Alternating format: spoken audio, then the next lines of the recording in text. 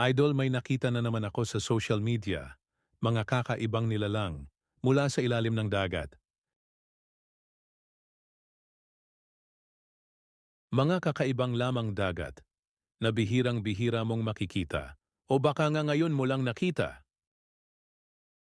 Sa unang tingin ay hindi mo kayang masabi kung anong uri daot nga ba ng nilalang ito o kung meron nga bang ganito sa ating mundo.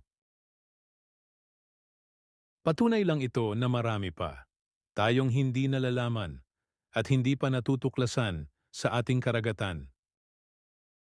Ano-ano pa nga kayang mga nilalang at mga kakaibang mga bagay ang makikita pa natin sa ilalim ng dagat sa hinaharap. Baka naman sinadya talaga ng kalikasan na maging malalim at mapanganib ang dagat upang maging sikreto ang lahat sa tao para sa ikabubuti niya?